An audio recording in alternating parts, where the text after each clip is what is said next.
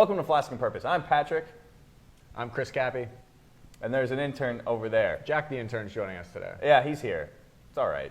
Anyways, today we are diving into declassified CIA documents. Not conspiracies, Chris. No. Actual happenings. This is stuff that happened and the government is now forced to tell us about years later. Yeah. Because they feel like it's been enough years. They have enough distance between them and it. What type of It's like the statute of limitations. It's the statute of limitations on scandals, military declassified scandals. I want you to take a guess, Chris. What type of declassified information do I have today? I'm guessing that it's going to be something very scandalous, dirty. Today we are talking about Operation Gladio. This was a very real false flag operation conducted by the CIA and NATO all over Europe by secret paramilitary groups that were formed after World War II. But before we get there, we're going to have to go back a bit. So after the fall of France in 1940, Winston Churchill had created the Special Operations Executive, also known as the Ministry of Ungentlemanly Warfare. Now that group, their entire purpose was to go behind enemy lines, commit sabotage, bombings, basically ungentlemanly warfare, right? So you fast forward 50 years and it was revealed that the Special Operations Executive was complemented or helped by a stay-behind organization. That's what they're called, stay-behind organizations in Britain. And this was to prepare for a possible invasion by Nazi Germany. The theory is you create weapon caches all over Britain, you create paramilitary groups, you recruit the most loyal, you train them, and their entire job is that if Britain is invaded by an enemy force, they're going to blend in with society and become guerrilla fighters, taking on the enemy. So when you're coming into post-World War II, the Soviet Union was a very powerful threat. They had the most tanks, they had the most planes, they had a huge, massive population. So a war against Europe, they most likely would have won. And this is why Winston Churchill and the United States had a little bit of an idea to create stay-behind paramilitary organizations all over Europe. These are like sleeper cells? Exactly that. They're sleeper cells. The rest of the time they're just doing their regular job, chilling. They're like spies. In their own country. Yeah. Right. And so what's interesting about it is... Oh, so they're not even in foreign countries. They're in allied They're in their countries, country. ready in case. In case of invasion, right. Okay. So, and they're being controlled by NATO. There is an actual controlling arm over them. And they were recruited and trained by former members of the Ministry of Ungentlemanly Warfare, or the Special Operations Executive that Winston Churchill put in power. And it wasn't just friendly European countries. They even had sleeper cells in Spain, which didn't join NATO until much later. So they were getting a little sassy with this whole approach to curb communism and stop the Soviet Union. So the existence of these groups remained entirely secret until 1990, when the first branch of this network was discovered in Italy. And they were called Gladio, the Italian word for a short double-edged sword. Due to Gladio? Gladio. Operation Gladio.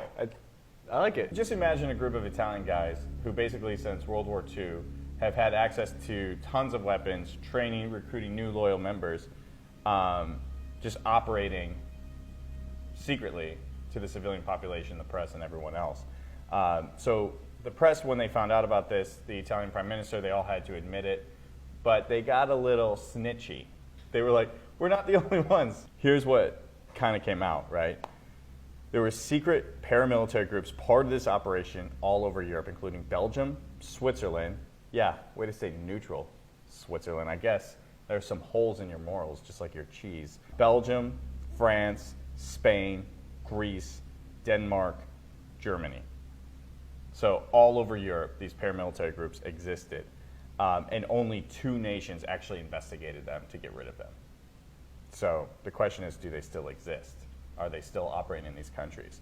Now, where it really... What kind of operating are they doing, though, really? They're probably just chilling.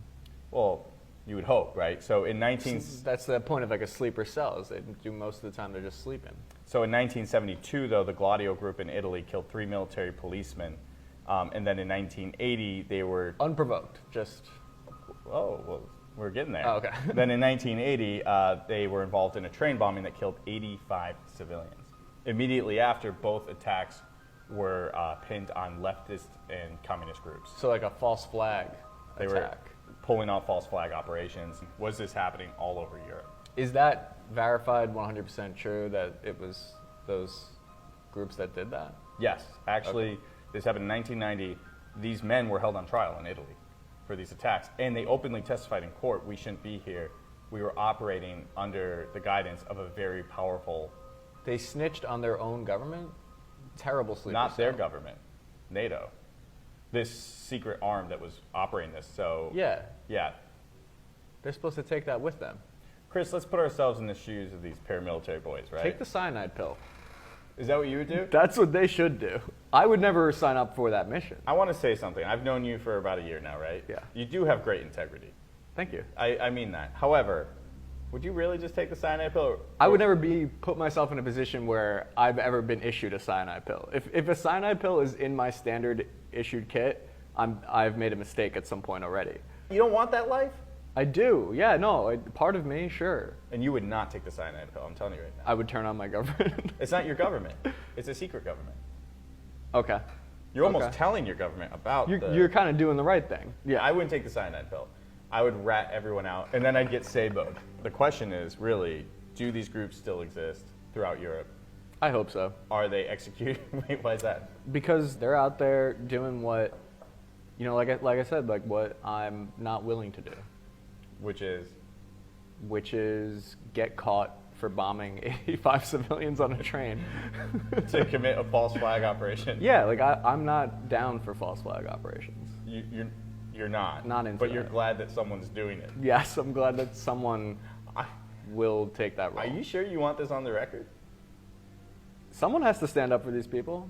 This, though, only fuels other conspiracy theories. The government pulling off false flag operations, like people believing 9/11 was a false flag operation, believing that the Oklahoma bombing was false flags. This small bit of messed up truth feeds into more absurd claims. They give a bad name to secret organizations. I think secret organizations give a bad name to secret organizations, but yeah, I guess they do. For all of us who have just innocent secret organizations that we like to do on the weekends, they're out there ruining it for everybody. Whether it's LARPing, Sure. furries. Airsoft. So the real question now is, did Italy fuck it up for everyone? Should this have stayed a secret? I always feel like, yes, it should be a secret. It should have stayed classified. Why are we telling the civilian population? Now everyone can be paranoid about all this stuff. In the words of Morty, from Rick and Morty, nobody exists on purpose. Nobody belongs anywhere. Everybody's gonna die. Come watch TV. So wait, so do you think it classified or declassified? Nobody exists on purpose, Chris. Yes. And nobody belongs anywhere. Everybody's gonna die. Come watch TV. C'est la vie. I've made my definitive answer. Chris has obviously aligned with false flag operations, thinks it's great. He's on board 110%. Yeah. Thank you. Flask and Purpose Out, the only show on the internet where two dudes talk about things.